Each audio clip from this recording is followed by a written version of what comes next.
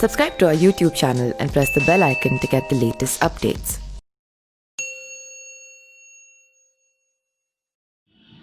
नमस्कार, मैं पिंटू सिंह यादव आप सभी का स्वागत करते हैं न्यूज़ लाइव में। जैसा आप सभी को पता है कि बिहार का चुनाव नज़दीक आते जा रहा है और जैसे जैसे बिहार का चुनाव नज़दीक आता जा रहा है वैसे वैसे जो सरगर्मियां हैं वो तेज होती नज़र आ रही हैं और इसको लेकर जो है बिहार की राजनीति में, सियासत में जो भूचाल है वो मचना शुरू हो गया है। अभी कल की खबर है, जिस तरीके से आरजेडी के 5 MLC जनता दल यूनाइटेड यानी कि नीतीश कुमार के पार्टी में शामिल हो गए थे, उसके बाद से आरजेडी सदमे में है कि आखिरकार ये क्या हो रहा है। उनके इतने बड़े बड़े नेता यानी कि MLC लेवल के नेता जो है आरजेडी को छोड़कर जेडीयू का हाथ यानी कि जेडीयू का दामन थाम रहे हैं,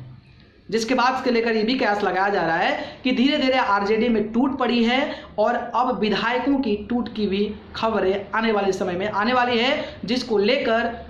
तेजस्वी यादव ने विधायकों के साथ एक मीटिंग की है, जिसके बाद से लेकर चर्चा हुई कि आगामी विधानसभा को लेकर किस तरीके से तैयारी किया जाए, क्या किया जाए।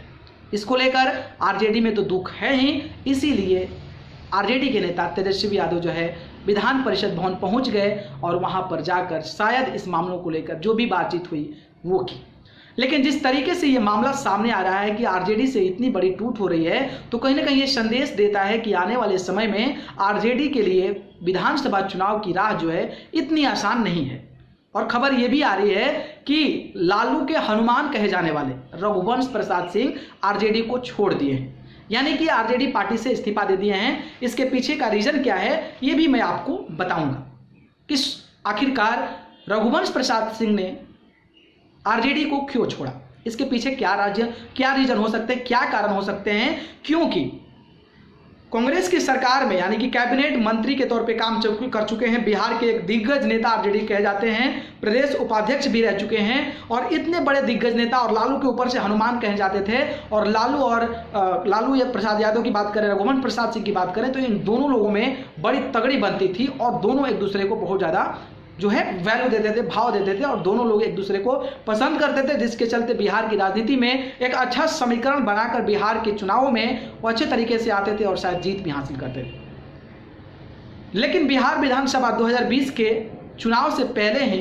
रघुवंश बाबू का आरजेडी से चले जाना कहीं ना कहीं ये संकेत देता है कि आरजेडी में एक बड़ी जो वजह है वो वजह यह है कि तेजस्वी का नेतृत्व जो है किसी को स्वीकार नहीं है। मैं आपको बताऊंगा कि आखिरकार जो है रघुवंश प्रसाद सिंह उन्होंने आरजेडी को क्यों छोड़ा। इसके पीछे की 3 रीजन है, उसमें मैं बारी बारी से चर्चा करूंगा और आपको बताऊंगा। आप सभी को पता है कि कुछ दिन पहले खबर आई थी कि रामा सिंह जो कि एलजेपी के सांसद रह चुके हैं, यानी कि लोक जनशक्ति पार्टी रामविलास पासवान के सांसद जो हैं वो सांसद रह चुके हैं। रामा सिंह वो है तेजस्वी यादव से मुलाकात की थी और शायद खबर ये भी आ रही है कि शायद 29 जून को वो आरजेडी में शामिल हो सकते हैं। अब उनके शामिल होने से रघुवंश प्रसाद क्यों नाराज हैं मैं आपको ये बता रहा हूं।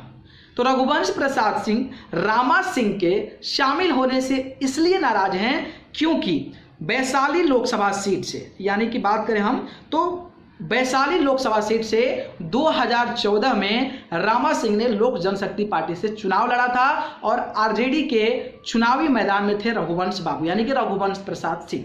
और वहां पर रामा सिंह यानी कि एलजेपी ने रघुवंश प्रसाद सिंह को हरा दिया।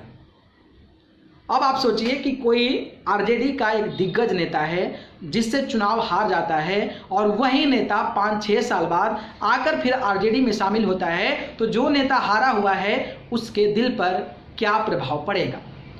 और अपोजिशन में लड़ रहे थे चुनाव तो कहीं ना कहीं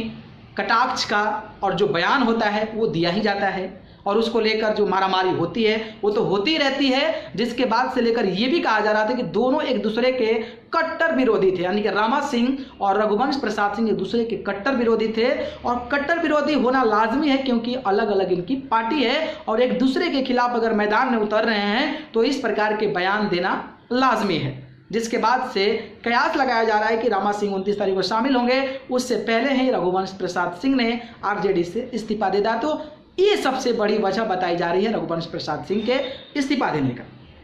दूसरी चीज है कि उनको पार्टी में कोई तवज्जो नहीं मिल रही थी।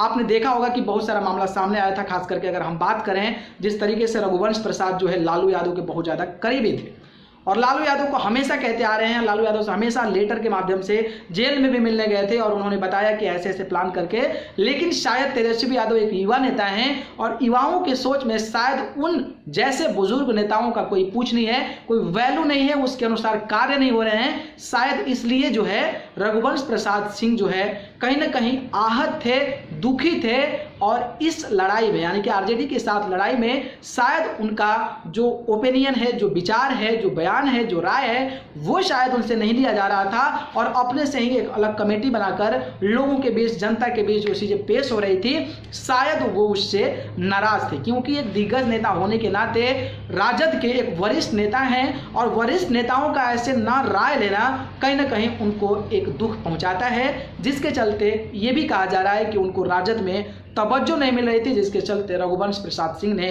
अपने पद से यानी कि आरजेडी के जो पद है और आरजेडी से अपना इस्तीफा दे दिया। इसके बाद से तीसरी चीज़ है कि जिस तरीके से विधानसभा चुनाव होने वाले हैं और विधानसभा चुनाव में आप सभी को पता है कि बिहार में महागठबंधन है। महागठबंधन में बात करें तो हम आरजेडी है, आरएलएसपी है यानी कि राष्ट्रीय लोक समता पार्टी उपेंद्र कुशवाहा जी की है, हम है यानी कि हिंदुस्तान अवाम मोर्चा जीता राम मांझी की है और अगर हम बात करें वीआईपी विकासशील पार्टी की जो यानी कि उनके जो मेन नेता हैं वो हैं मुकेश साहनी। तो अब क्या है कि इन लोगों का गठबंधन है और कांग्रेस पार्टी भी इनके साथ गठबंधन में है। लेकिन जिस तरीके से महागठबंधन में एक मार चल रहा था, एक वार चल रहा था और जीता राम मांझी लगातार ये कह रहे थे कि कोऑर्डिनेशन कमेटी बनाया जाए और कोऑर्डिनेशन कमेटी के माध्यम से सीटों का बंटवारा और सीटों को फिक्स किया जाए ताकि वहां से जो कैंडिडेट हैं वो अपने अपने विधानसभा क्षेत्रों में अभी से चुनाव की तैयारी में लग जाएं और चुनाव जो है अच्छे तरीके से लड़ें। इसको लेकर कांग्रेस, आरएलएसपी, हम और वीआईपी पार्टी तैयार थी, लेकिन राजद जो है वो इसके लिए तैयार नहीं थी, जिसको लेकर अनबन चल रही थी। और इसको लेकर रघुवंश प्रसाद सिंह से जब पूछा गया था तो उन्होंने एक बयान दिया था कि जब पार्टियां सारी एक है यानी गठबंधन में है तो सबके राय विचारों के साथ समझौता होना चाहिए और उन विचारों पर अध्ययन करके लोगों को अभी से ही जागृत करना चाहिए कि वो अपने चुनाव के लिए तैयारी करें, जिसको लेकर जो है आरजेडी कहीं ना कहीं तैयार नहीं हो रहे थे। इसको लेकर भी ये तकरार जारी था और महागठबंधन में ये वार जारी था, जिसके चलते ये भी कहा जा रहा था कि रघुवंश बाबू यानी कि रघुवंश प्रसाद सिंह इन सारे 3 चीज़ों से परेशान होकर वो आरजेडी से इस्तीफा दे दिए हैं। अब विधानसभा चुनाव होने वाला है, देखते हैं क्या होता है। हालांकि रघुवंश प्रसाद सिंह अभी कोरोना से जूझ रहे हैं और अभी पटना के एम्स में भर्ती हैं, इलाज उनका चल रहा है, लेकिन इसका असर आने वाले विधानसभा में क्या पड़ता है ये तो देखना बेहद दिलचस्प होगा। अगर इसी प्रकार की खबर आपको देखनी होगी तो इस चैनल को सब्सक्राइब कर जरूर जुड़ जाएं। अगर ये वीडियो पसंद आए तो वीडियो को लाइक, कमेंट, शेयर करें और चैनल को पसंद करते हैं तो सब्सक्राइब कर जरूर जुड़ें। अगर आप मुझसे जुड़ना चाहते हैं तो आप मुझे फेसबुक, इंस्टाग्राम, ट्विटर पर जाकर पिंटू सिंह यादव सर्च कर जरूर जुड़ें। आप सभी को बहुत बहुत धन्यवाद। नमस्कार। Subscribe to our YouTube channel and press the bell icon to get the latest updates.